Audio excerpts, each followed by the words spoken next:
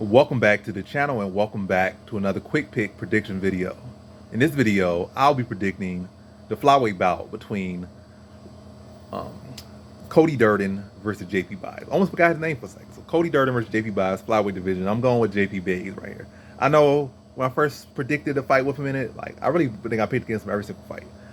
And I've been right every single time because he only has one fight in the UFC. But yeah, I didn't like the guy. I still don't really like him like that. But I feel like he at least has shown every single fight toughness. My biggest knock on him coming to UFC, I feel like he was a guy that got everything kind of spoon fed to him in a little bit of sense, or at least in his fights. And even had a little fight where he cried and got a decision victory or no contest over this Russian at one point prior to UFC. And I feel like even with the Joby Sanchez fight, it was looking good. And as soon as somebody started giving him some good back, he quit. But at least in these fights, he been getting dogged in some of these fights. Matter of fact, all these fights. But the man's been showing heart. Had to get dropped several times against Silva, I believe, Bruno Silva, several times before getting put away with no quitting him.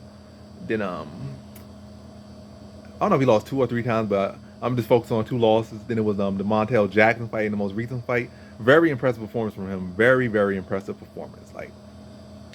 Came out there, taking down a guy that has a wrestling background, a huge height advantage, huge reach advantage, solid grappling skills as well, and almost came, took his back and everything in with under 2 minutes, and had the choke, the one arm on his neck. He couldn't free his other arm and really locked the choke in, but was good position, took his back, looked very smooth on the ground, got drops over times, and even really after getting drops over times, he wasn't in the fight, but he was able to, I guess, survive and stick in. So no, it hasn't been no quit in him. He's been fighting, he's been at least showing that he's not a quitter and ain't trying to get us hand to them, or he ain't taking no easy way out, is all I'm saying. So in that sense, and also with all that's going on in his personal life, but yeah, improving a lot of things, at least wrong in that sense. But going against Cody Durden, I'm picking JP Buys. I don't feel like Cody Durden's striking is all that impressive. He got a boxing background, which is comparable to a can of beans. Don't mean nothing. He ain't got nothing.